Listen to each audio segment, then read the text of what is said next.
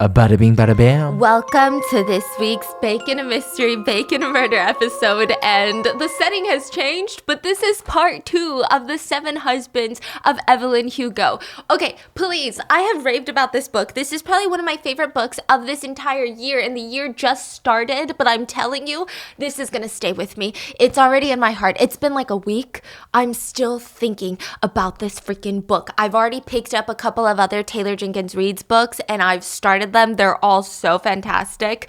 I'm going to leave all of that linked in the description. So in part 1, we talked about Monique Grant, our main character. She's half black, half white. Her dad is black. He used to work as a photographer on movie sets, like back in the 60s. But he ended up passing away when she was young. So Monique is mainly close with her mom now. And they don't see each other often. Monique moved to New York City trying to chase her big dreams, you know?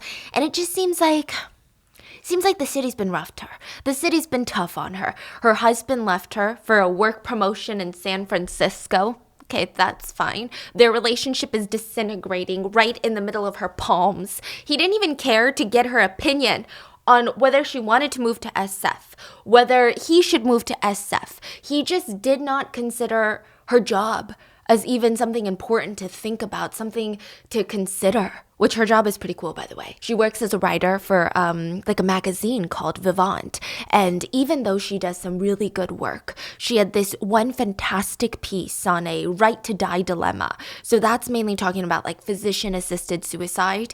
But now most of her time she spends writing about salad trends in New York City.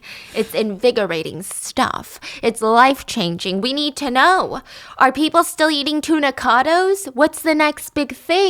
That is, until Evelyn Hugo, the famous movie star from the 60s, I mean, think Marilyn Monroe, think Elizabeth Taylor, asked her to help her write a biography. And it can only be published after Evelyn Hugo is dead. Is she dying? We don't know. But other than that, she said, Monique, I'm going to tell you everything. I'm going to tell you every sordid detail about every single one of these 7 marriages that I've had to some of the most powerful, elite executives, actors, politicians, directors. So Monique has been going over to Evelyn Hugo's place every single day on the Upper East Side to help her with her biography. And there's a few conditions about this biography. Evelyn Hugo says, Monique, you get all the money for my biography, but the only condition is that it can only be published once I'm dead. Is she dying? Is she not dying? So many questions. But she said that she's willing to tell Monique everything, every sordid detail about every single one of her 7 marriages that she's had to some of the most powerful, elite executives, producers, actors in the industry. So Monique is jotting down all these notes. But the lingering question that we kind of explored in part 1 was, why the hell Monique, you know? Why did she choose her? They didn't even know each other before. It's kind of weird. So in part 1, we talked about Evelyn's rise to fame, her first marriage to poor Ernie Diaz, and then her wild marriage to goddamn Don Adler, a Hollywood nepotism baby that beat her during the entire marriage. When they divorced, he is now on a mission to make sure that she is blackballed from the industry, but Evelyn doesn't care. She's certain that she can build everything back up from scratch. Besides, she has moved on already. Evelyn has fallen in love with her arch nemesis on set, the woman that is trying to take all the Oscars, Celia St. James. So those two, they're dating, but they can't come out because this is like during a time where being gay or bisexual or anything that was not as straight as this pencil. This is not a pencil. As straight as this, what is this? A spoon. A spoon. Wait, that's not really that straight. It's giving a little bit bisexuality. I'm just kidding. As straight as this chest, okay? If there is nothing that straight, it's just in any industry during this time period, especially Hollywood, it was unacceptable. And I'm not just saying unacceptable. They would find reasons to throw you in jail or put you in the psych ward. That's what they did. They wouldn't flat out say it's because you're gay, but basically that's why. So they had to keep their love a secret. Celia St. James is gay. Evelyn Hugo is bisexual. They love each other, but it's just a struggle. So with that, let's get into part 2 while I smash $500 worth of raspberries. I'm kidding. It was like $20, but that's a lot of raspberries. What are you making? It's like chocolate-covered strawberries, but with raspberries, maybe even easier. So I'm going to smash these up while we get into part 2. Monique's mom never really liked David. David is Monique's husband, by the way. And I mean, David was okay. He was polite. But Monique's mom could see, as a parent, she could see that there was no passion. There was no connection. There was no strong love Wait, there. I'm so sorry. Who's Monique? Monique is the writer that's working for Evelyn Hugo right now. Oh, okay. Oh my gosh. Yeah, it's Monique like Grant. out of the story. I know. Okay. Okay, so Monique Grant's mom doesn't really like David. Yeah, David is David is the one who left her to San Francisco. Okay. Yes, for his job opportunity. They were just like, he's kind, he's polite.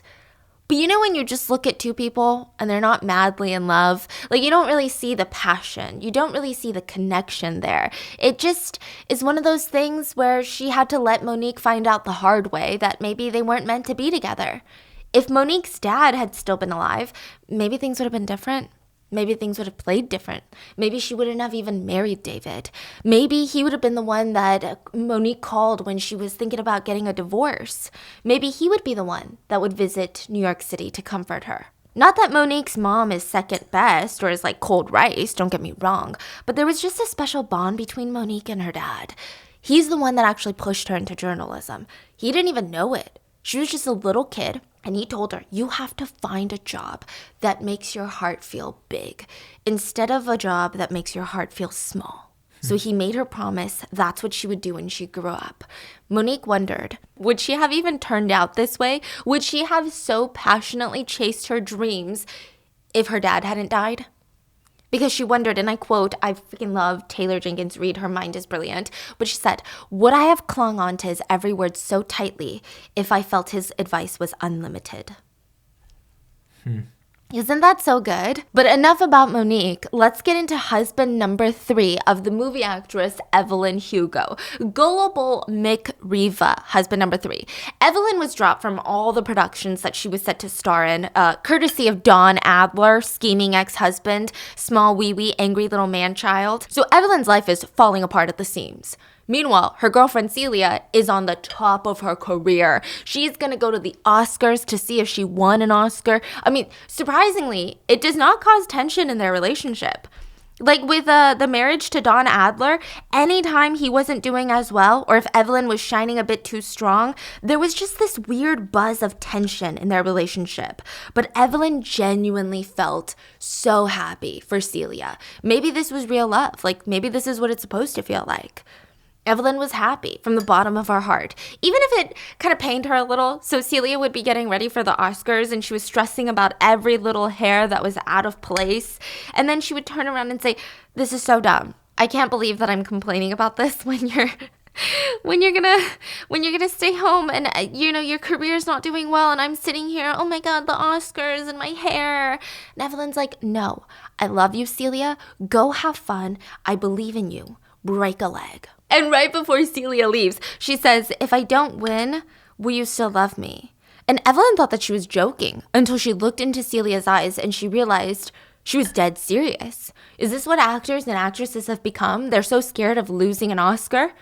Evelyn says, you could be nobody, living in a cardboard box, and I would still love you, Celia. So that night, Celia goes to the Oscars while Evelyn sits in front of the TV, in front of the couch, and she watches the woman that she loves walking the red carpet.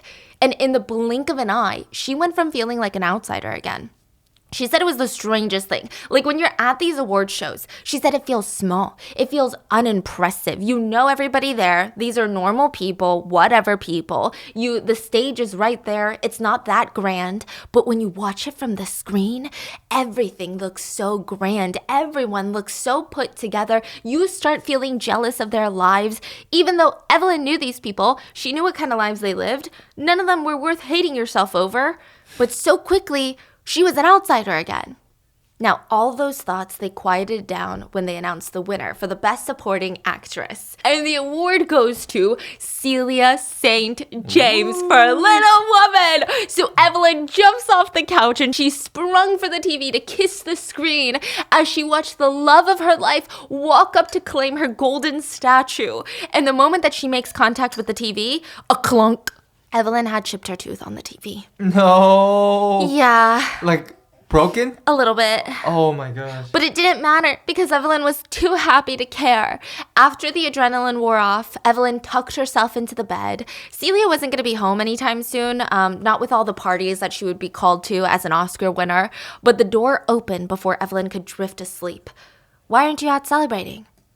I only wanted to celebrate with you. Nothing means anything without you, Evelyn. Everything that isn't you is a pile of dog. Wait, what happened to your tooth? Evelyn's like, wait, isn't that noticeable? I suppose not. I think I've just memorized every inch of you. It's embarrassing, really. I kissed the TV screen when you won. I kissed you on the TV and I chipped my tooth. Damn, they're just... Yeah. A love story, huh? Celia laughed so hard the Oscar flopped off from the bed. That is the most lovable thing anyone has ever done since the dawn of man. And she's like, now, have you ever made love to an Oscar winner? Ah! Stop it.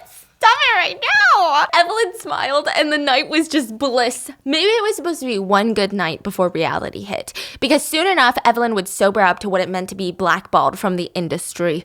Both her movies were a flop, while Don starred in this hit thriller with Ruby Riley as his love interest. That freaking Beats, remember her? The two would end up getting married, by the way. It was a show. Now, anyway, A Romance Celia did sold out in theaters. Evelyn was in a funk, and she knew it. The whole world knew it. She had to get out of town. So she goes to Paris.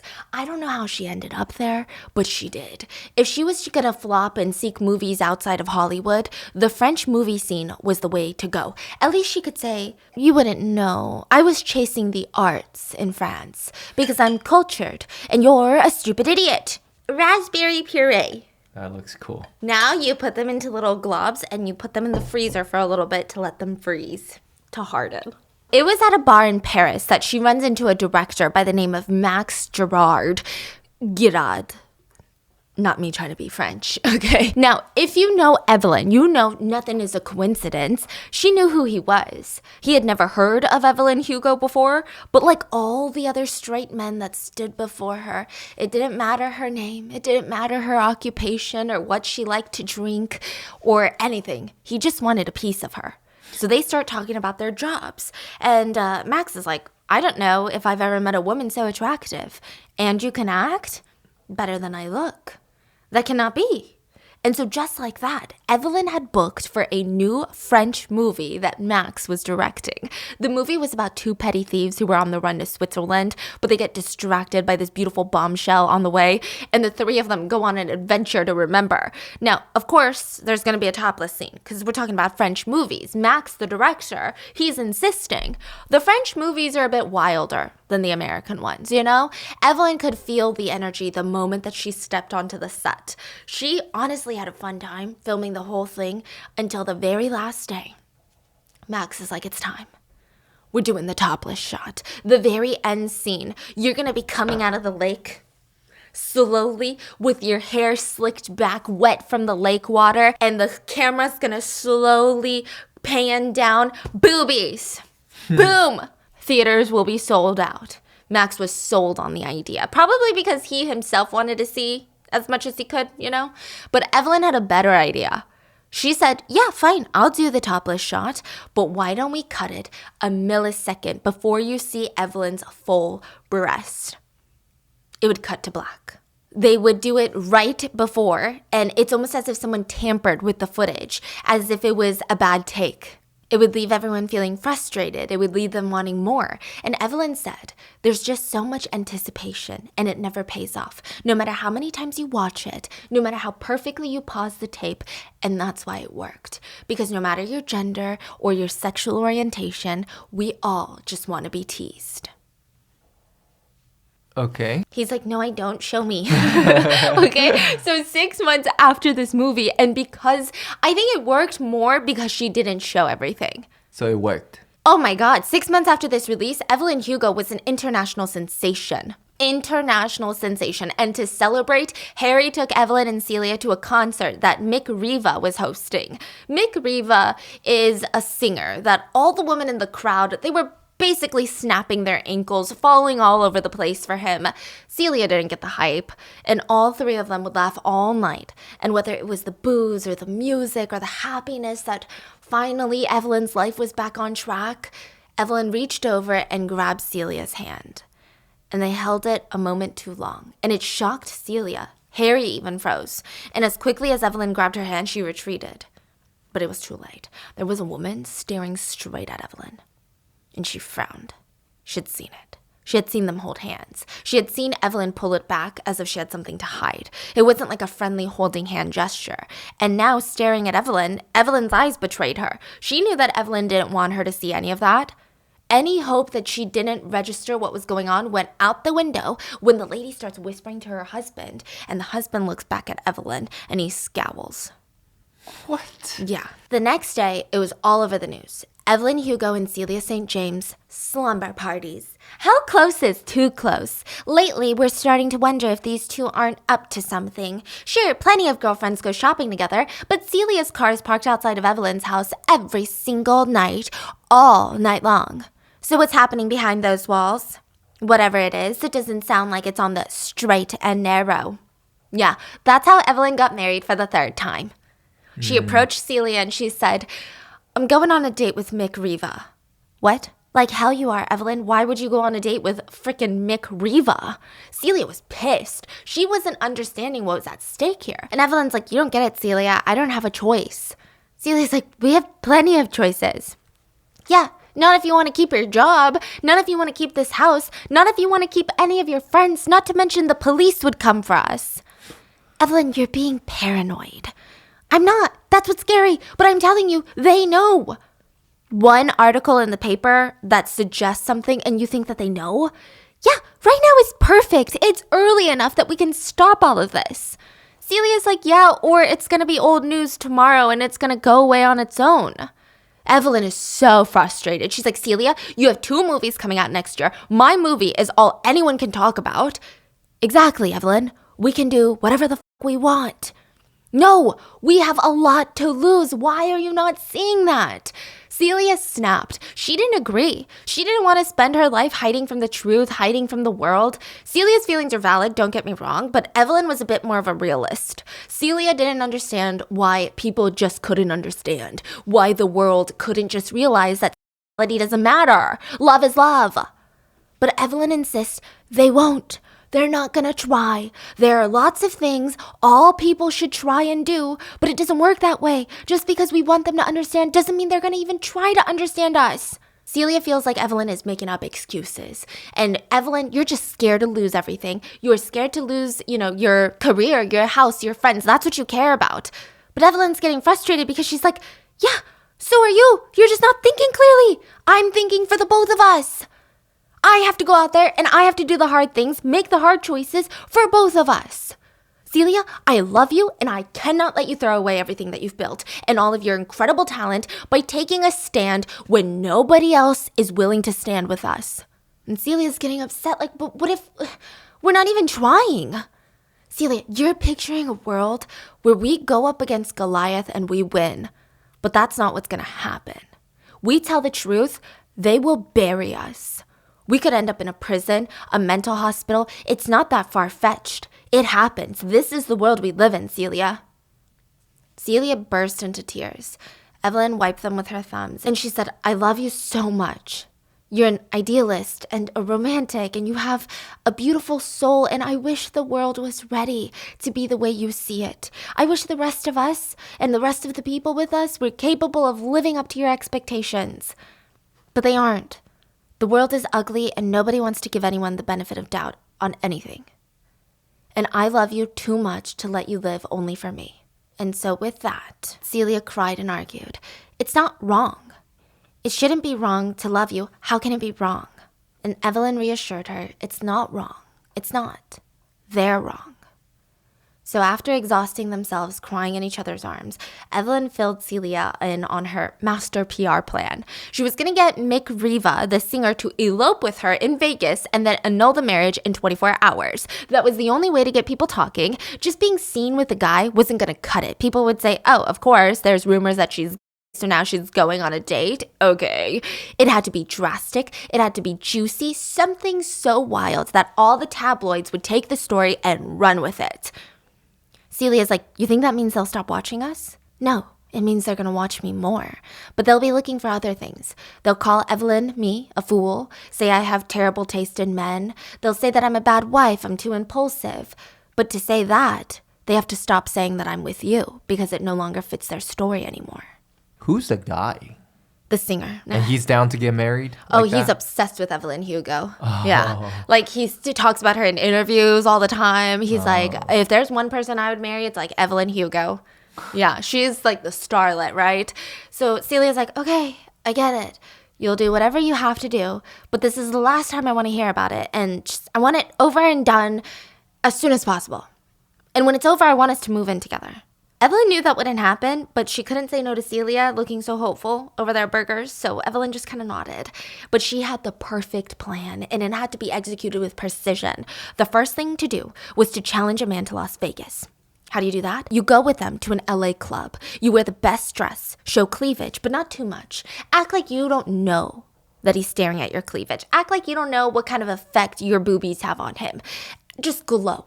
And make him think that he's playing you. That's the only way, okay? It works both ways. You want a scandal. He wants the world to know that he f***s you. Those two are the same. So your interests are aligned, technically.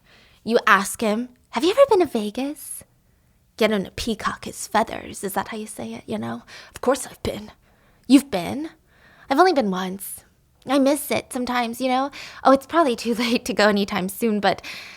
I mean, we're already here. I guess this bar will do. Perfect opportunity. Any guy like Mick would jump at this chance. My guy can have a plane like that. Oh no, it's too much, truly. I mean, this bar is fun. Not for you. Nothing's too much for you, Evelyn. You know what he really means, though. Nothing is too much for me. I can do anything I want. You coyly ask him, you could really do that? Just like that? And just like that, you're on a plane. You have a bit too much to drink, or at least you look like you did. You sit on his lap, and when he touches your butt, you slap it away. You get to Vegas. You balk at the idea of sharing a room. Oh, no. We don't have sex outside of marriage, sorry. And when you're rolling dice, you drink champagne because it makes everything seem like a celebration. When people recognize you too, take pictures, lots of them. Hold onto his arm in front of everyone, and watch him watch men stare at him in envy. Every time you win, you jump up and down because you know what he wants to see. Get his imagination going. And he says, we should get out of here. You say, oh, I don't think that's a good idea. I don't trust myself with you alone. Here's another drink. He brings up getting married. Be shocked. Make him feel like it's his idea. He's pushing you. He's like, let's do it, baby. Oh my God, Mick, you're so crazy. We can't get married. Are you crazy? Of course we can. We can do anything we want.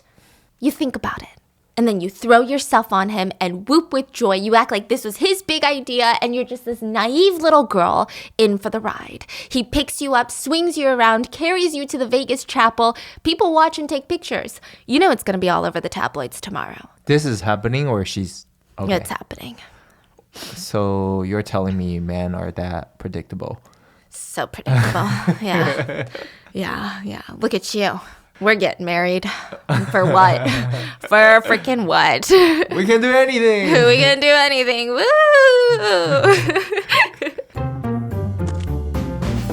I feel like these days my life feels like a blur, okay? I mean, I wake up, I get 50% of my to-do list done, and it's already time to sleep and wake up and do it all over again. I have been trying to be really good about scheduling in time for myself, and one of the best ways that I do that is with Daily Harvest. I ordered a bunch of Daily Harvest to our place in New York City, and I just kept thinking, I'm going to put it in the freezer. It's just for backup.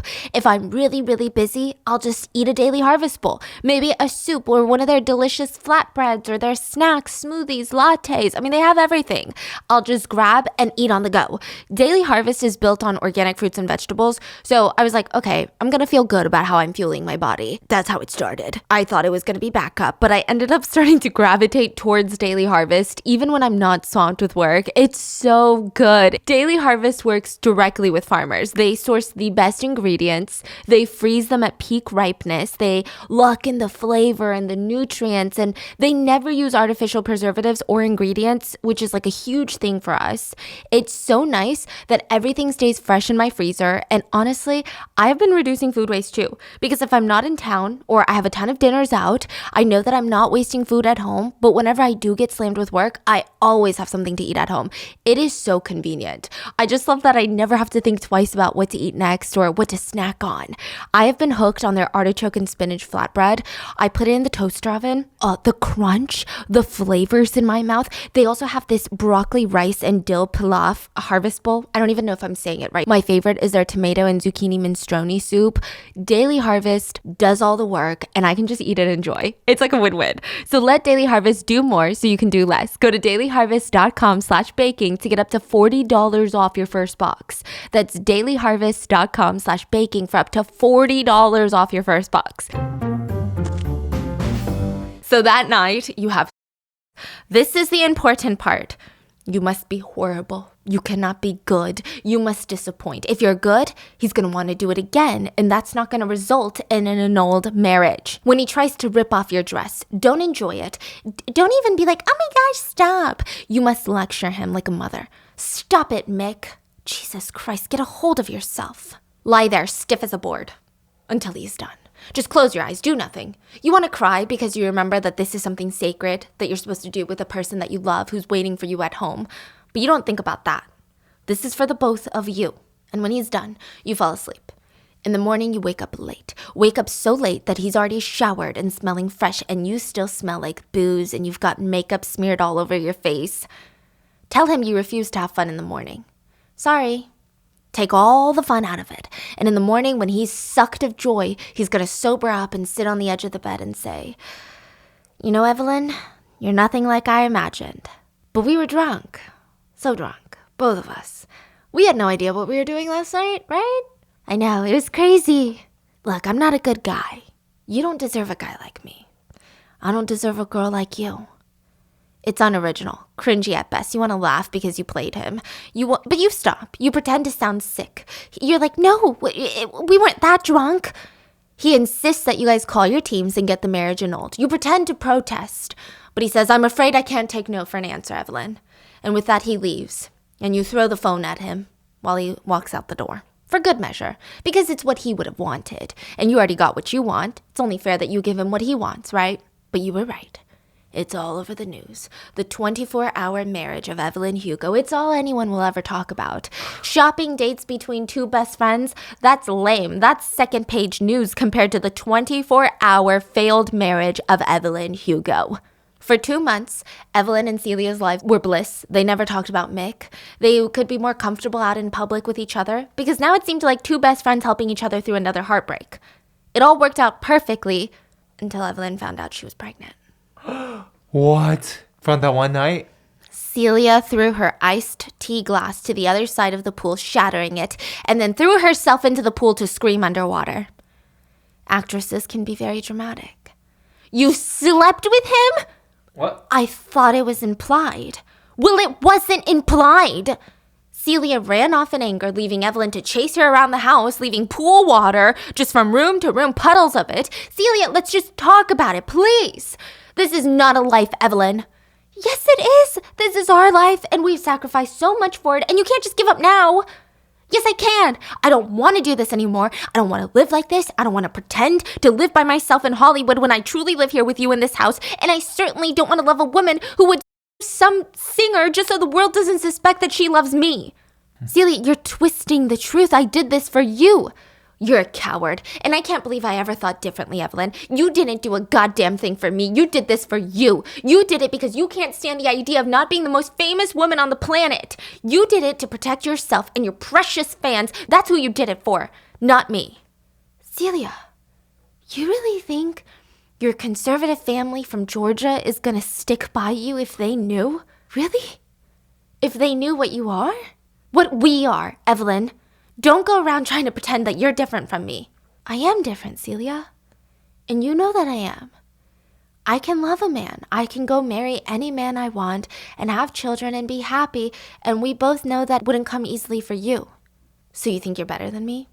Is that what's going on? You think I'm sick and you think you're just playing some sort of game? That's not what Evelyn meant at all, but it was kind of too late. The words were already out, and she couldn't take them back. There's no Costco return policy for words. She's just started digging her grave a little bit deeper. If they find out about us, they'll forgive me the minute I marry another man, and they'll forget I even knew you. I can survive this, Celia, but I'm not sure that you can, because you'd either have to fall in love with a man or marry one that you don't love, and I don't think that you're capable of doing either. I'm worried for you, Celia, more than I'm worried for me, so that's why I did what I thought would work. Well, it didn't work, Evelyn. You're pregnant.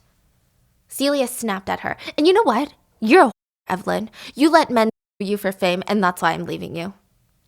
Yikes. Evelyn froze while she watched Celia get into her car. Celia was sobbing, and she screamed out the window.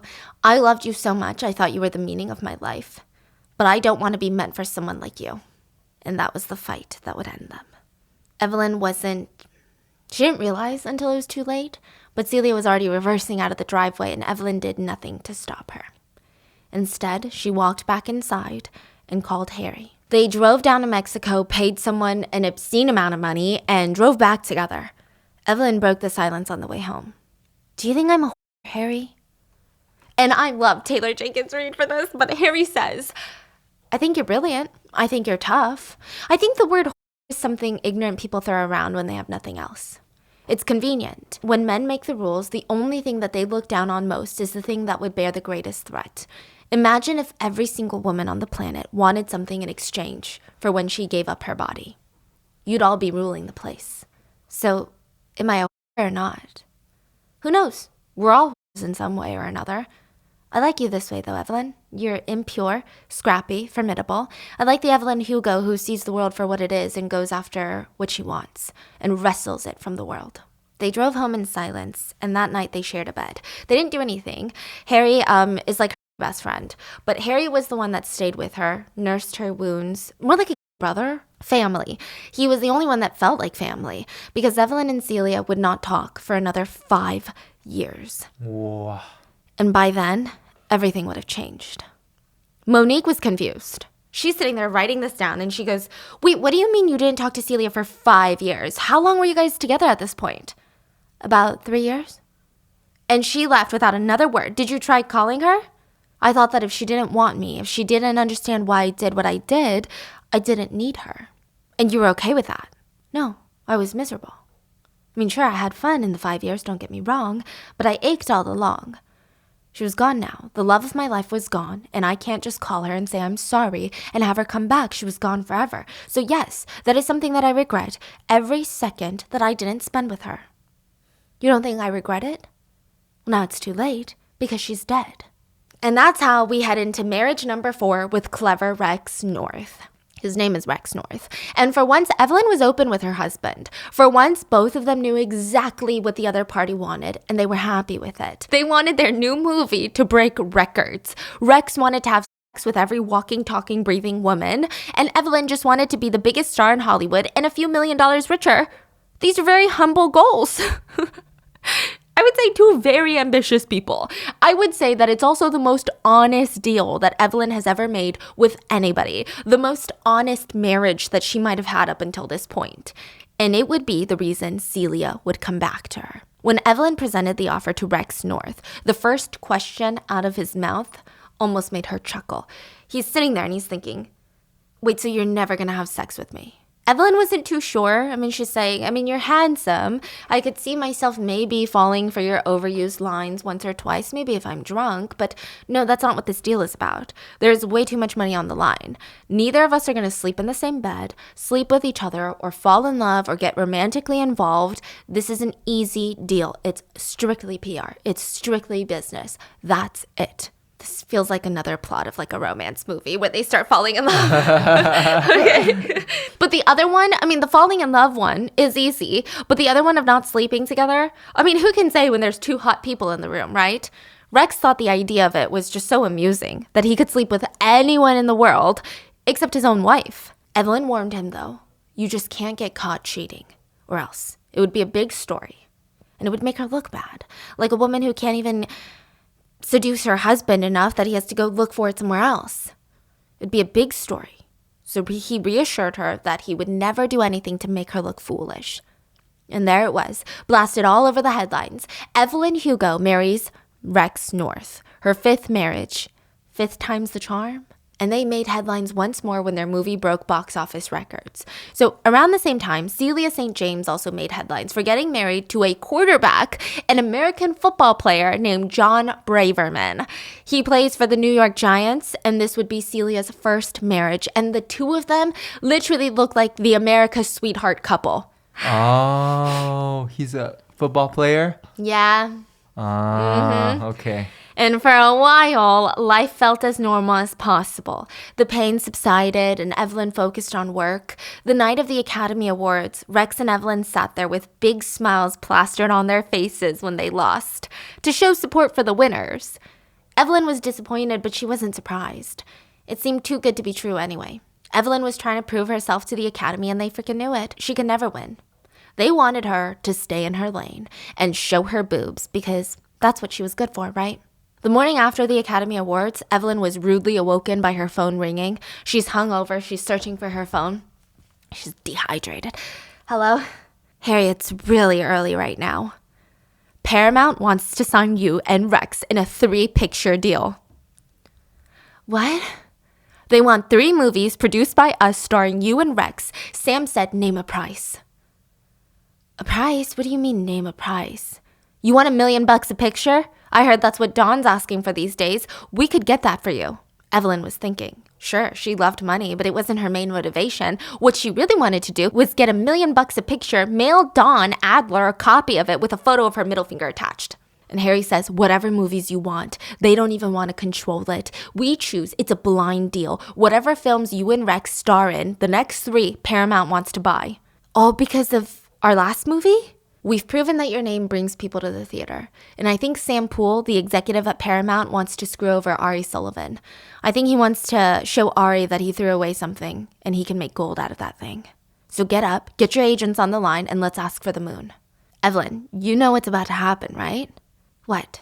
You're about to become the highest paid actress in Hollywood. And for the next 2.5 years, Evelyn and Rex would stay married, living in the same house in different rooms, shooting movies for Paramount. They had an entire staff of people running around, making their lives easier, making sure these movies got made. They had just finished their last movie. It was set to premiere in a couple of months, and everything was perfect. They had done the 3-picture deal until Rex tried to f it up. Evelyn, I'm in love. What? In love? Look, I know it sounds crazy. Trust me, I know, but I'm in love. With whom? Joy Nathan. We've been seeing each other on and off for years, and I started feeling and wondering what it would be like to have a woman in my bed when I woke up in the mornings. And when I thought about who I wanted that person to be, it's always Joy. It's always Joy. And now I can't stop thinking about her, and I want to be around her all the time. Oh, great. Well, that's wonderful, Rex. Oh, thank God. I hoped you would agree. So, what should we do? Joy and I would like to get married. Oh, boy. Okay, their last movie is set to premiere in a few months. Evelyn starts working her brain. Okay, easy. The stress of our schedules and being on set. The last movie, we had separate love interests, so watching each other have separate on-screen romances kind of ruined it for us, ruined our relationship. We were getting jealous. Okay, yeah, everyone will feel bad for us, but not too bad. We'll plan a story that I introduce you to Joy because I want you to be happy, and then you guys can get married. Evelyn, that's great. That's a great idea. I love it. Except Joy is pregnant. We're having a baby. Okay, now what? So, okay, now we have to say that we've been separated for a while, not just on paper, but we have been living separate lives. But the problem is, if Joy has a baby and Rex runs off to marry her, Evelyn would be a laughing stock, a woman that's not capable of keeping her husband interested. It would be an embarrassment. So what do we do? We have, Harry walks in the living room at that exact moment. Good morning, you guys. Okay, during the course of the movie about both of us having affairs, we both started having affairs. You with Joy and me with Harry. Excuse me, what? Hey, Harry. Okay, people know that we've been working together. They've been seeing us together. You've been in the background of hundreds of my photos, and they'll believe it. We'll divorce immediately, and anyone who wants to blame you for cheating on me, well, they can't, because all of this will be a victimless crime. We've both been having affairs. I guess that's not a terrible idea. Yeah, except the part where we both look bad. That's true. And Harry smiles. At least it'll sell tickets. The only way to sell the story was to make sure that both the affairs seemed undeniable. Clearly, Rex's affair was undeniable because he got his mistress knocked up. But what about Evelyn? They needed something explosive. They had to break the news with Evelyn first, before Joy's pregnancy. Otherwise, everything would look like damage control. Harry and Evelyn had to be caught in the act. They would stage paparazzi pictures of themselves near their cars, leaving Harry's home, sharing a passionate goodbye kiss. How salacious. Evelyn cheating on her actor husband with the producer of many of her films. It was perfect. While they waited for the paparazzi to drive up, Harry whispered to her, "There's something I should tell you. I'm seeing John Braverman." Celia's John Braverman? Yes. The circle is so small. Yeah. How long? So their marriage is, it's fake. She doesn't love him. They sleep in separate beds. Have you seen Celia? Yes. Did she ask about me? She doesn't love him, though? She didn't ask about you, but no, she doesn't love him. And Evelyn asked if Harry had done this before, and he looks at her like she's an idiot. Of course I have. He tells her that he's been with a woman before. Well, did you like it? That one is a bit harder to answer. Well, then pretend I'm a man. Pretend you have to kiss me. And he's like, okay, I can kiss you unprompted, Evelyn. I don't need you to direct me. And in that moment of vulnerability, Harry asks Evelyn something crazy. Do you want to get married? I mean, we're all pretending to marry everyone else for PR for whatever reason. We could really do it, though, you know? It's not so crazy after all. I love you, Evelyn. Maybe not in the way a husband is supposed to love his wife, but enough, I think. Harry, that's insane. If this works, if people buy it, maybe we could raise a family together. Don't you want a family? I mean, I think so, eventually. We could be great for each other, Evelyn, and we won't just give up on each other because we know each other better than that by now. I can't tell if you're being serious. I'm dead serious. Just think about it. You want to marry me. I want to be with someone I love. I want a companion. I don't want to live alone anymore. I want a child. I want a family. And we could have that together. I can't give you everything. I know that. But I want to raise a family with you. But our proclivities, how would that work? Same as you and Rex. I do what I do, discreetly of course, and you do what you do, discreetly of course. Before Evelyn could think, Harry was pressed up against her, passionately kissing her, and for a split second he slips her hand under her gown, pretending like he doesn't see the guy snapping pictures furiously from the bushes. The image was all over the news the next day. Scandalous, shocking. The four of them were the talk of the whole nation. Lustful little sinners. And of course they were rewarded. Their movie set a record for the longest to stay in theaters. It was one of the most successful marriages that Evelyn had to date. So husband number 5. Brilliant, kind-hearted, tortured Harry Cameron. After 5 years, Evelyn finally bumped into Celia at the Academy Awards, of all places. Both of them were nominated. Both of them showed up with their husbands that were dating each other. Harry, they might as well just go back to each other too. Yes, but they weren't romantically involved with their husbands, you know? So this time there was something different about Celia. The way that she carried herself, she was a bit more mature. It's like she had found herself. She looked fantastic. And the two of them, her and her all-American quarterback husband, were a sight for sore eyes. Gorgeous. Harry leaned over and whispered lovingly in Evelyn's ears, "Ev, you're staring." Oh, sorry. Evelyn sat in her chair, nervous to see if she had won. Nervous Celia was in the same room as her. Nervous that they would never talk again after this. Evelyn didn't win. Neither did Celia. It's fine, she was used to it. She excused herself to the bathroom to cry. Look, it was less about the Oscar. She cared, yeah, she did. But more than that, Evelyn had told herself, if I win, I'm going to go talk to Celia. If I just win, it's a sign to go talk to Celia. But she didn't win. And she cried. And a voice broke the silence. Evelyn? Celia? I saw you come in here and I thought maybe you were upset. I'm trying to be happy for Ruby, but it's not exactly my style. Yeah, well, me either. Evelyn opened the door, and there she was, blue dress, red hair, and they both stared at each other. You're as gorgeous as ever. Yeah, well, you're not so bad yourself. And Celia said, well, we should probably get going before we get caught. I know you'd hate for them to think that we were up to it again. The two, in the most stubborn way possible, try to apologize. And you know when like two prideful people argue, it's almost like a comical scene watching them kind of apologize. But you also know that both of them are genuinely sorry. They just don't know how to apologize. That's what was happening.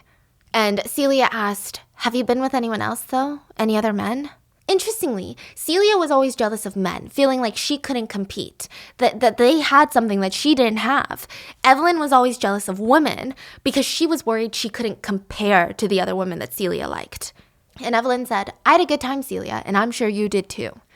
Celia tried to explain that her marriage to John was fake, and before either of them could decipher what was going on, they were smashed up against each other in the bathroom. They didn't care who walked in, they didn't care who saw, they didn't care that the biggest names in the industry were on the other side of a thin wall. None of that mattered. It had been 5 years since they spoke. They were making up for lost time.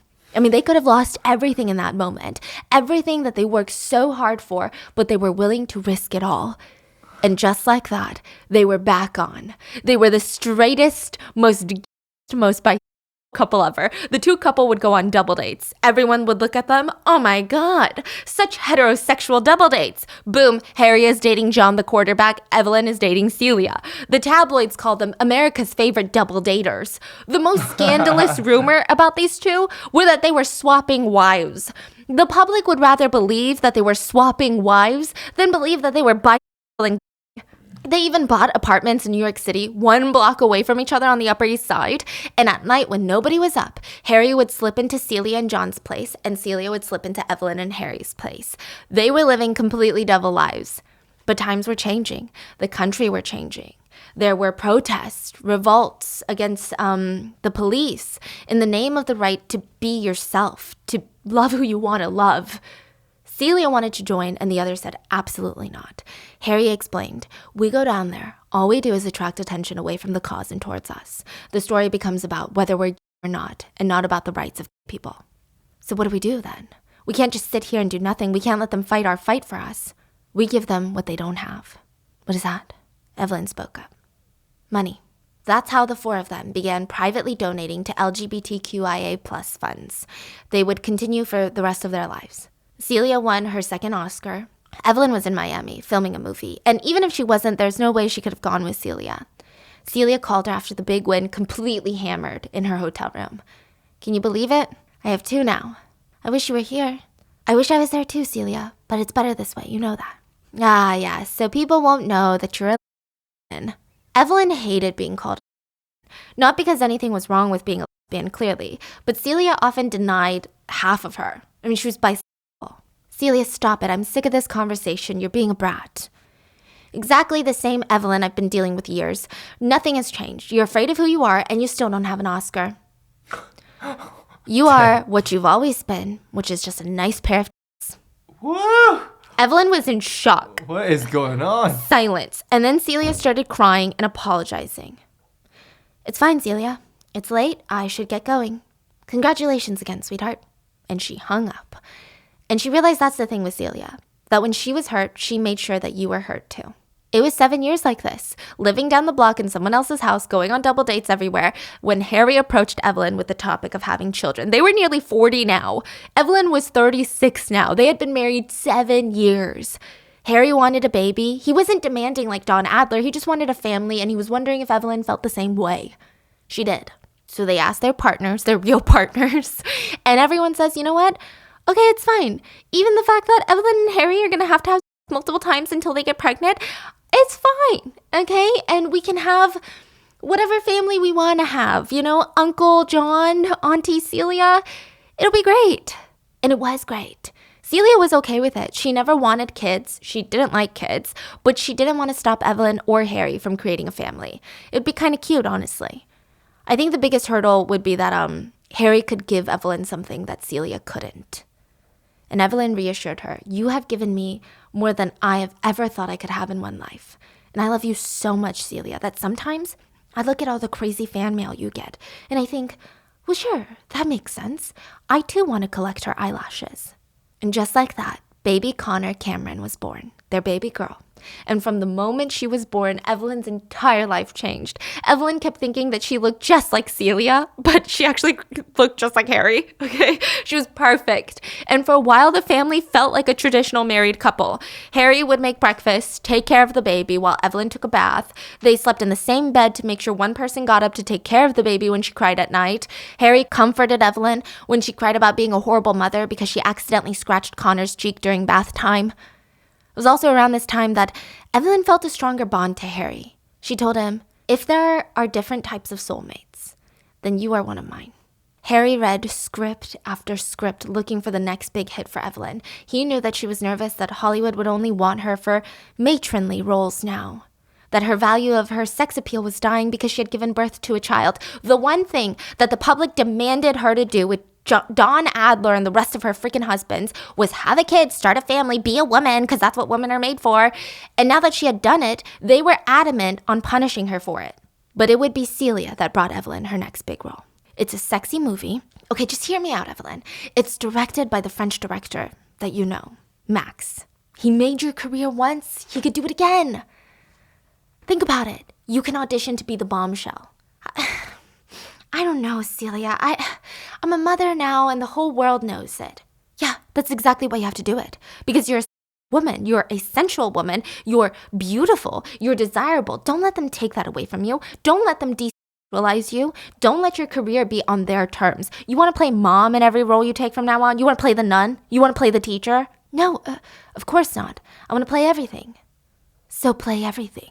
Evelyn agreed, but a small part of her knew that Celia wanted this so badly for her because she wanted to know that Evelyn didn't change. Celia wanted to be with a bombshell. Evelyn thought it was kind of funny. Celia had told her, "Yeah, go have a kid, but just don't act like a mom." So Evelyn read the script and decided to take the part. Even though there was a lot of nudity, she was going all out. Max wanted her for the part, except he was concerned. "Are you sure, Evelyn?" "Yeah, I can do it, for sure. I'm ready." No, it's not what you're thinking, Evelyn. You could be 96 years old and the whole world would still line up to see your chest. I'm saying, are you sure about Dawn? Dawn? You're playing opposite Dawn Adler. You're his love interest. Evelyn wanted it, so she took it. Why? Because she wasn't scared of Dawn anymore. He wasn't a threat to her, and she was free and powerful, so why not? She could handle him. She even requested to meet Dawn for lunch before she signed on to the movie, just to get a feel. And that's how she ended up seeing her ex-husband for the first time in more than 15 years. Dawn looked older. He was still very handsome, but older, like he had been through some shit. And he just kept apologizing over lunch. "I'm sober now. Have been for 256 days. I was drunk when we were together. Yeah, and you were a cheater and a pig, too." "I know that, and I'm deeply sorry."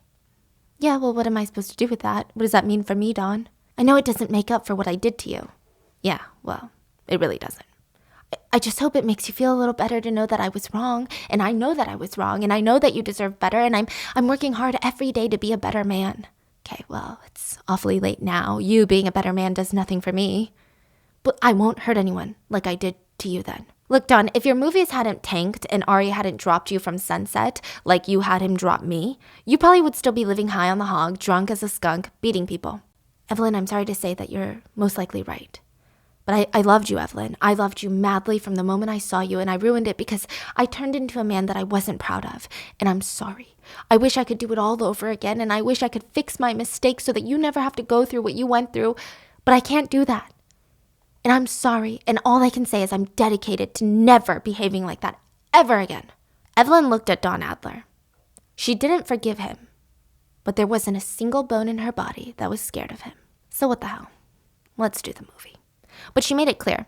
"We're not friends, Dawn. We're not. But I think we can be friendly." "Evelyn, I would be honored by friendly." Evelyn felt on top of the world again, but she would ruin it all soon. The movie they were filming, Evelyn played Patricia, a woman in love with a drug addict, and Dawn played Mark, the drug addict, right? And there was just something so raw there. The two of them, they had been through so much in their personal lives, and the way that they channeled it into the movie, this movie felt different. Everyone on set knew something was there. There was an energy. And it's not because they loved each other. It's not because they wanted to be back together. But the relationship between the drug addict and his love interest was already so tense. There were so many complicated nuances. And that was the relationship between Evelyn and Dawn. It was a lot. Evelyn put her heart and soul into this project. She threw herself into her work. Celia was clearly annoyed that she was on babysitting duty more and more, and the fact that Evelyn was on set with her ex-husband all day, every day, with a director that wanted to do all sorts of nasty things with her. So yeah, Celia might have regretted even pushing Evelyn to do the movie, but she supported her through and through. That is till the love scene at the end. That was the last thing they would film. And Max, the boundary-pushing director, wanted more. He wanted more than a standard love scene. So at this point, everything in the movies, all these love scenes had all been about the men, their pleasure, because that's what it's supposed to be, right? He wanted something revolutionary. He wanted it to be about Patricia and her desires. For so long, movies were catered to men, and all it depicted was women catering to men, trying to be pleasurable for men. This one should be about the woman, and how a woman uses a man to get what she wants, which is just pleasure. It's not about the man's pleasure. She's putting her pleasure first. It would be a graphic portrayal of female desire. Evelyn loved the idea. She loved the idea of women putting their needs at the forefront and normalizing that conversation. She wanted to push the envelope. She wanted women to be pleased instead of being desperate to please. Okay, the raspberries, I gotta move quick because the chocolate is melted. The raspberries are gonna start melting, but anyway, so without even thinking about it, she told Max that... You gotta take it off fast. Okay. Oh my god, it's melting. Oh my god, this is not working. Let me tell you what my group chat looks like. My sister's a pharmacist. I'm a true crime podcaster. We have a finance guy, a car guy, a watch guy. We have the weirdest mix of professions in our family group chat. So if one of us texts us in there, hey, I have a suspicious cough and I'm feeling a headache, what should I do? My sister has her medical opinion. I immediately think that person is being poisoned. And if statistics teach us anything, it's probably someone very close to them. Finance guy over here is like, well, do you have life insurance? Okay, it's really bad. It's not a place to go if you need medical advice. But I feel like a lot of you guys are in the same boat. You're extremely unlikely to find quality medical advice in your group chat, but you can find quality advice from a doctor on ZocDoc. ZocDoc helps you find expert doctors and medical professionals that specialize in the care that you need. They deliver the type of experience that you want. I actually first used ZocDoc like the same week that we moved to New York City because I broke out into hives and I had no idea what was wrong with me. My group chat was pretty useless and I was new to town. I didn't have a doctor that I went to, and I found a doctor that I probably wouldn't have ever found without ZocDoc. It's like this tiny little office hidden in this massive building in the middle of New York, and I tell you, I have never felt in better hands than with this doctor. It was wild. ZocDoc is the only free app that lets you find and book doctors who are patient reviewed and they take your insurance, are available when you need them, and treat almost every condition under the sun. Using their free app that millions of users rely on, you can find the right doctor that meets your needs, fits your schedules. There's thousands of patient reviewed doctors, specialists, and you can even book an appointment with a few taps on their app and start feeling better faster.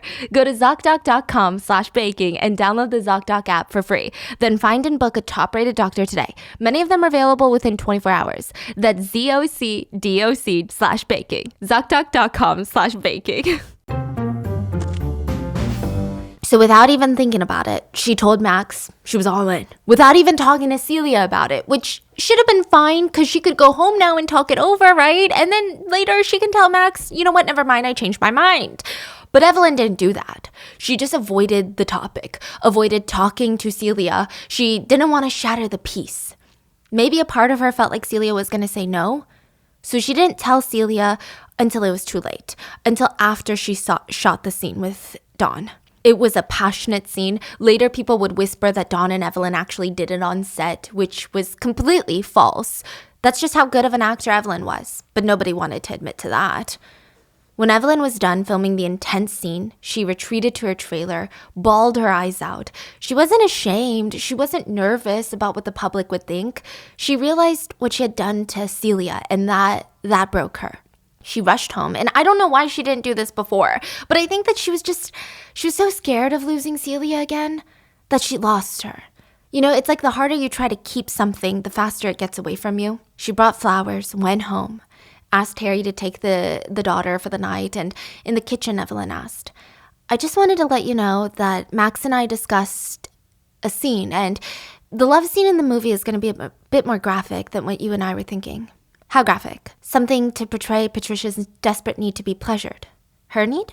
Yeah, we need to see that it's not just love. It has to be more than that. That makes sense. You have to answer the question of why would Patricia even stay with the guy? Exactly. So it would have to be an explicit scene, and I'll be mostly nude for the heart of the movie to sink in. We need to see the two main characters truly vulnerable together, connecting sexually. Well, I want you to do the movie as you want to do it. Okay, thank you. Evelyn was relieved. But Evelyn, it's just, I don't think I can. Just knowing that you were, when you slept with Mick, I was sick for years afterwards thinking about the two of you together. I know. And then you slept with Harry, God knows how many times. I know, honey, but I'm not sleeping with Dawn. But you have slept with Dawn. You have slept with him. So when people watch the two of you on screen, they'll be watching something the two of you have already done. But it's not real, Celia. You know that. I know. But you're prepared to make it look real. I know, I feel like I'm failing you, but I just can't do it. I know myself. And I know that this is too much for me, and I'll be so sick over it. I'll keep thinking of you with him, and I'm sorry, Evelyn. I wish I could be stronger. I know you need this for your career, but I can't. I'm sorry. I'll do anything you want. I'll make sure I'll work the rest of my life to make it up to you. I will get you any other part that you want. I will do anything. But I just don't think I can live through it. Like, she doesn't want her to film that part? Yeah, just a regular love scene is fine, but this like raw, passionate. But I thought she already filmed it. Yeah, And she lied. hasn't- Yeah, she didn't tell Oh. Celia. Evelyn said her heart sank to the point where she wanted to vomit. And she looked down before finally mustering up the courage to say, I already did it. And it was the end. Evelyn sobbed. This time she begged. She got on her knees. She did everything. She clung on to Celia. She let all the pride and stubbornness go. But Celia left. She said, all I have ever wanted, Evelyn, was for you to be mine.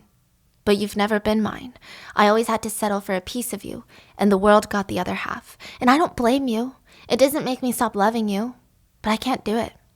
I just can't live with my heart half broken all the time. Within a week, Celia had packed her bags and moved back to LA. She didn't pick up her phone, and she served John Braverman divorce papers. Evelyn even flew to LA to beg for forgiveness, but Celia was done. They had spent so many good years together. They were now 37, 38, and they were broken up. It was officially over.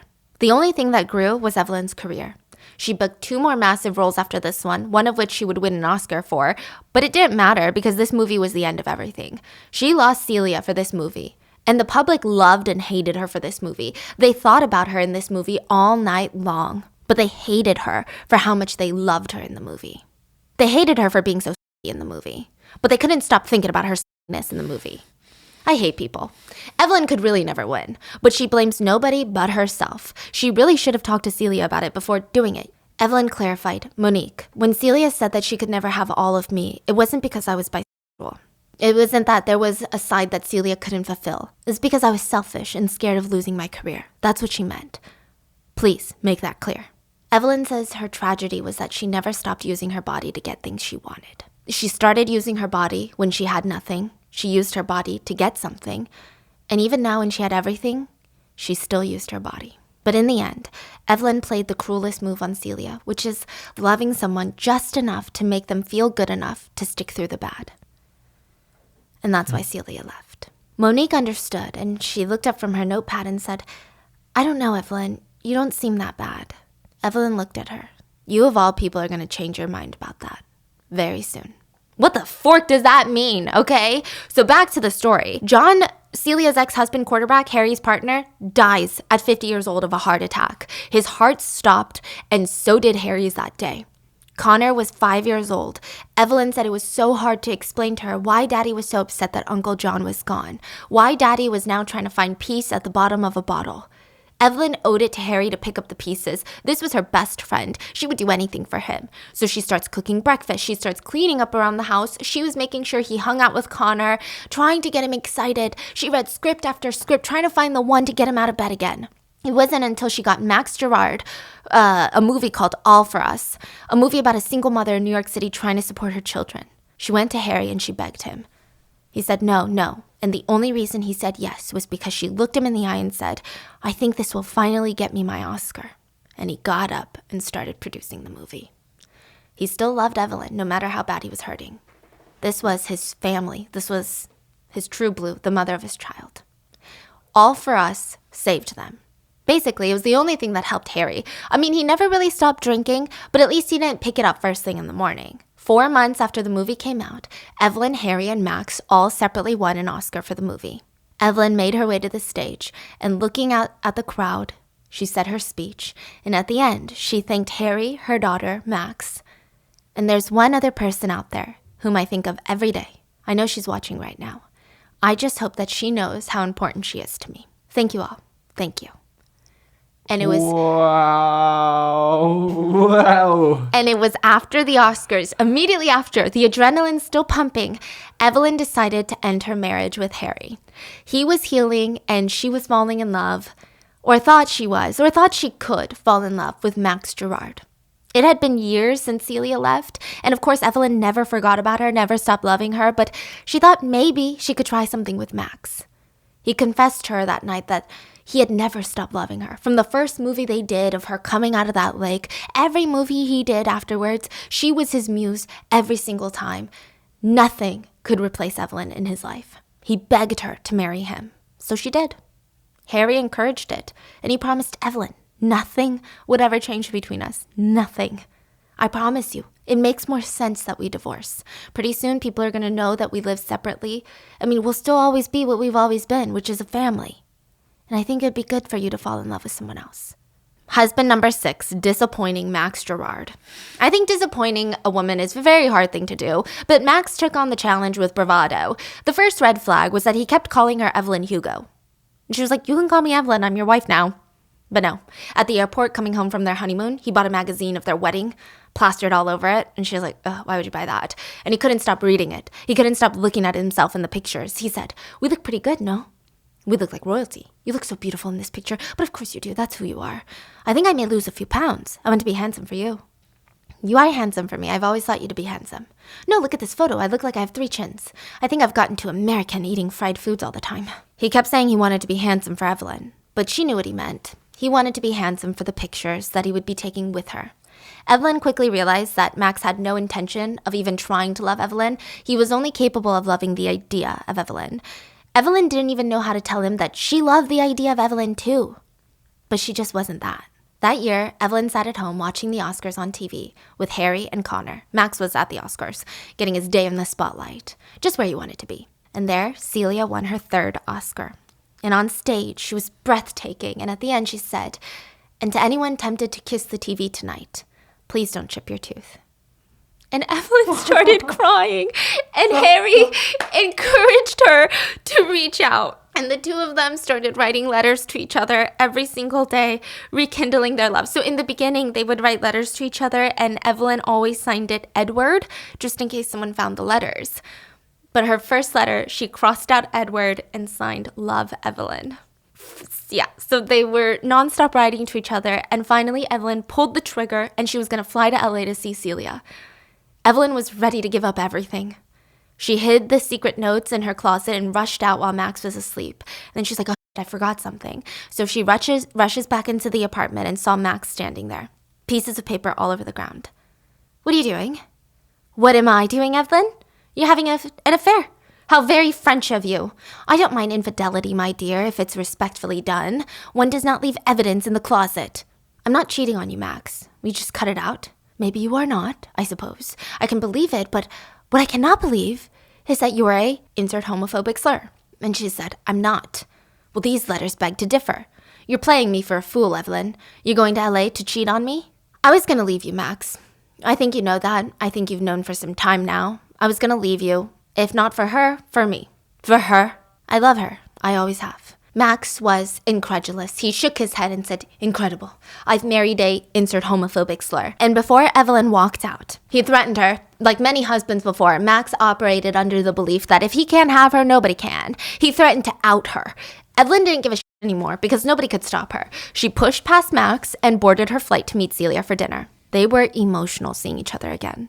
Evelyn tried to tell her nonstop that she was willing to lose it all and she couldn't stop thinking about Celia and she was ready to burn it all into flames for just another moment with Celia. But now Celia didn't want it. She said, the ramifications are unpredictable.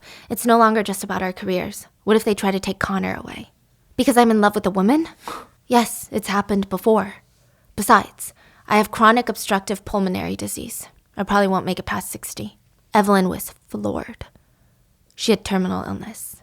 They were finally, after years of not being together, they were trying to get back into each other's lives, and she was dying. And then she proposed something wild. I'm going to move to Spain. I'm retiring, moving to Spain with my brother Robert. He used to work on Wall Street, but he knows about my disability. He knows about my sickness. He's been taking care of me, helping me get through it day by day. He's agreed to move to Spain, and I was wondering if you, Harry, and Connor want to join us. You could even marry my brother, and we could all be happy together. We could spend another 5-10 years, whoever knows how long before I die, if we're lucky. Celia wanted to give Evelyn the chance, and she was worried that, are you going to be okay after 7, 10, I don't know how many years? You're going to lose me again because I'm going to die. Evelyn said she doesn't know if she can handle it, but there's no way that she's ever letting Celia go. So they had all the plans. Finally, the student is now the master. Celia sat Evelyn down and said, here's what we're going to do. You're going to leave Max. I'm going to call a friend of mine, a young representative in Congress. He needs some press.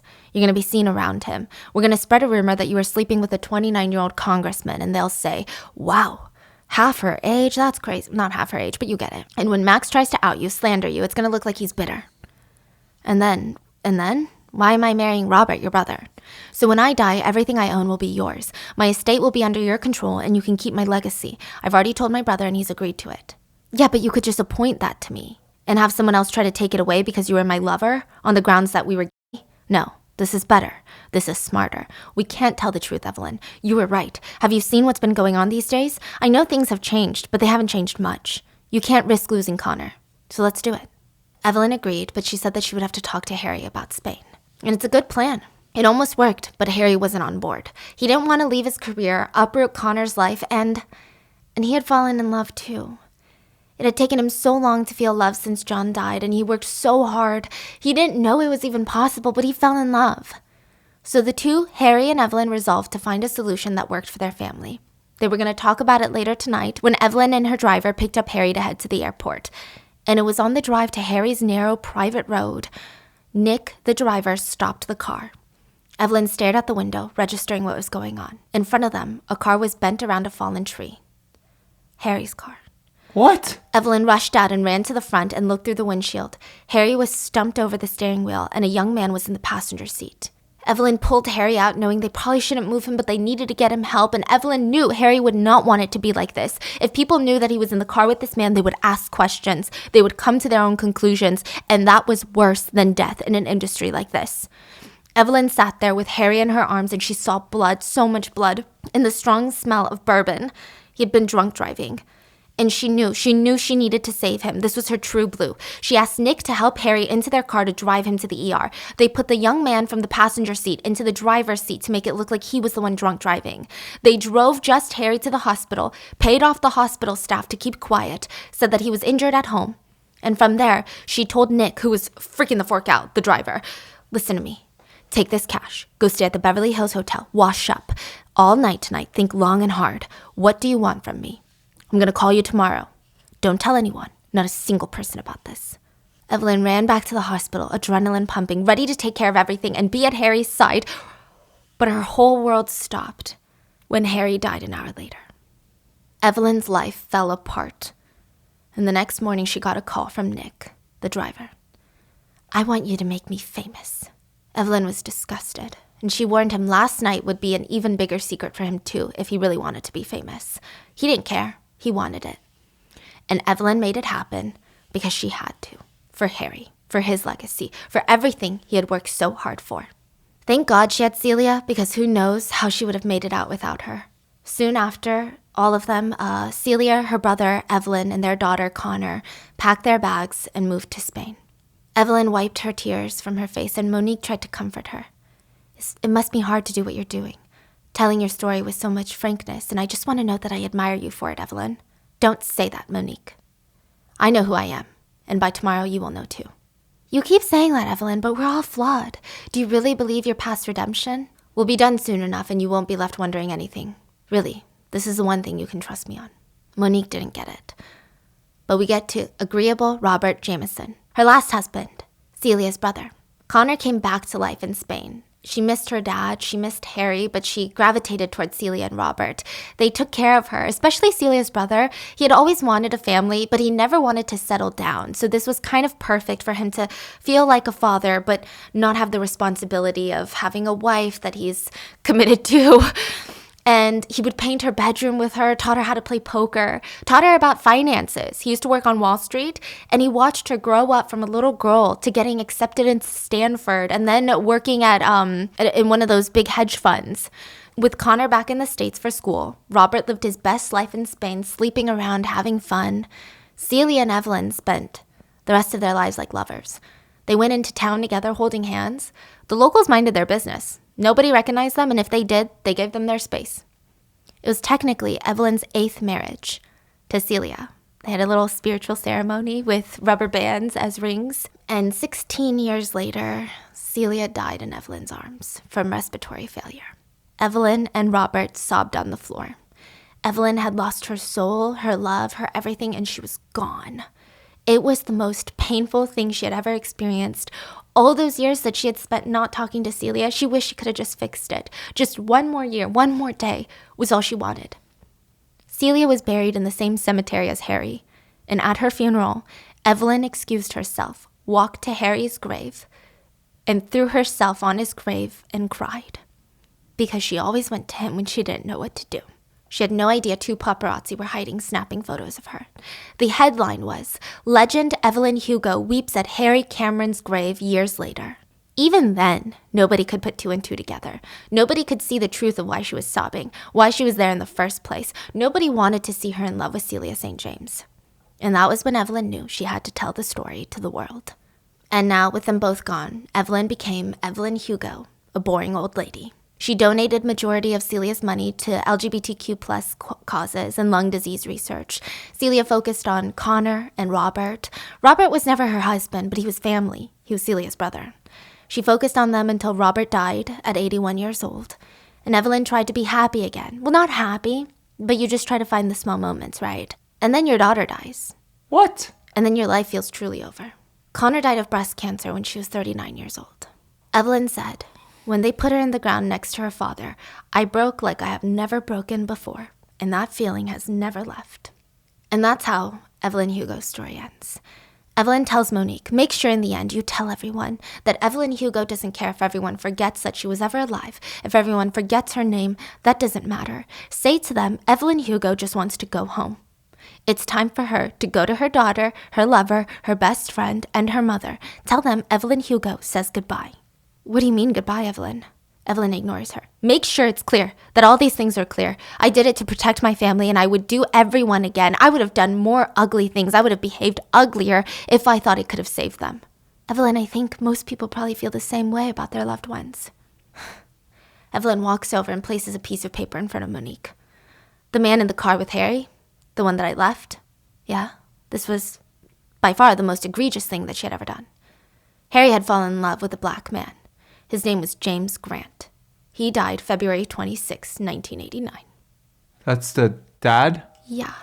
The loss of Monique's father had always been hard, not just because she lost her dad when she was young, but because she had no one to blame but her loving father. He was drunk driving. It was totally out of character, but they say you never really know what's going on with someone. But now Monique knew. Her father had never driven drunk. He had been left for dead on the side of the road, framed for his own death, and his legacy forever tarnished, his memory forever tarnished because of fucking Evelyn Hugo. Monique stood up in rage. "You think giving me your story makes up for this? All this time you've been making me sit here listening to your life so that you could confess, and you think that your biography makes up for it? No, I don't. I did this for you." And she pulled out a crumbled piece of paper and explained that Harry was drinking that day because he had received a letter from Monique's father where he told Harry he couldn't do it. He couldn't leave his wife and child. He loved them too much. He told Harry that he didn't love his wife the way that he loved Harry, but maybe he loved his wife the way Harry loved Evelyn. And Monique, his daughter, is the happiest with both mother and father, and he knew that's how she will live her best life. And no matter how much he loved Harry, no matter how much he wanted to be with him, he could not go to Spain. He could not break up his family. Monique finishes reading the letter and it hits her. Her father was in love with the man. Monique had more questions than ever, and she asked Evelyn, why did you reach out to me? Why would you even tell me this? Just because I'm his daughter, so you want to make yourself feel better? I read your piece about dying with dignity. I read most of your work, actually. I thought it was beautifully written, informed, intelligent, balanced. It had heart, and I admired you. I suspected you would do a beautiful job with my story. So you put me through this to, what, make sure you don't feel guilty and that I would write your book beautifully? Monique, no one is just a victim or a victor. Everyone is somewhere between. People go around casting themselves as one or the other. They're kidding themselves, and they're painfully unoriginal. Everything in life is complex, especially your father. That's why I thought it was important for you to read the letter. I wanted you to know. Know what? That he was innocent? That he loved a man? What? That he loved you. Like that. He was willing to turn down love for you. Do you know what an amazing father you had? I wanted you to know that if I had a father like that, I would have wanted to know too. And it hits Monique. Evelyn had framed her father, ruined his reputation to save her best friend, and held on to this letter for nearly 3 decades because she wanted Monique to know that she was loved. Evelyn was so complicated. Like, is this evil? Is this not evil? What is this? Evelyn tells Monique that she can publish the book soon. She's dying of breast cancer. How far along is it? Far enough for me to hurry up and get this done. I saw my daughter go through this, and I see what's ahead of me, and I want to get my affairs in order. And with that, we see Evelyn send off her Grace, her assistant, on vacation with her family, and she mentions to Monique that she made sure Grace is taken care of, and the rest of her legacy will go to charity. And it hits Monique. Evelyn wants to die now. Evelyn was never going to let the thing that made her be the thing that destroys her. She was going to take power, and she was going to die when she wanted to. Before she left for the last time, she said, Evelyn, what are you? Evelyn looks at her innocently. Nothing. And the two lock eyes. And Evelyn wishes her to have an exceptional future. And she says, I hope you wrangle the very best out of this world. And I believe you will. I really do believe that. Monique knew that Evelyn was saying goodbye, and yet she left. She walked out that door, and she started panicking. Should she turn back? Should she beg Evelyn not to do it? Should she call 911, try and stop her? But it hits her. Evelyn trusted Monique with her life story, but also with her death. It would be a betrayal to stop her. Monique knows that Evelyn is in her right mind, and she has the right to die as she has lived, entirely on her own terms. But it's breaking her. And she goes home to her mom that's visiting, and her mom has no idea what to do. She asked her mom about her dad, and her mom says, the marriage was different, you know? We weren't passionate, we weren't ripping each other's clothes off, but we were soulmates. We talked all night. We had so much fun, and I don't know if I would ever find that in someone else. And so Monique didn't know whether to tell her mom the truth or keep this out of the biography or leave it in or leave the person unnamed or tell the world. She didn't know. But that night, she cried in her mom's arms while she watched Evelyn's movie, All for Us. And Monique fell asleep to the sound of Evelyn's voice, and she knew that one day, not today, but one day she would forgive her. Headlines broke one last time for Evelyn Hugo. March 26, 2017, legendary film siren has died. She will be buried next to her daughter and ex-husband, Harry Cameron. And that is the end of the 7 husbands of Evelyn Hugo. Stop. Beautifully written. I don't even know what to say. Yeah, when that plot twist hit, I mean, you have to read the book because I'm sure I did a horrible job at explaining it, but when you read it, it's like every sentence it builds, and you feel so much emotion. I love how complicated it is. Like, even the part where Monique is walking away from Evelyn's, knowing that Evelyn is about to take her own life, it's so raw. It's like she knows the right thing to do, but it's human nature to want to do the opposite. It's just so complicated. And then just the emotion she feels of like, do I protect my mom? What do I do? What are your thoughts? Wow. He's like absorbing all of this. Wow. I think it's the first time he's been like, wow. It just like leaves such a feeling, like an empty feeling in your heart. Like I want to cry. I feel like I've been through 7 lives or something. And I just want to cry. And I feel like I want to mourn something. And I don't even have anything to mourn. What are your thoughts on this one? Please leave it in the comments. Make sure to check out the rest of Taylor Jenkins Reid's books, and I will see you guys tomorrow. Bye.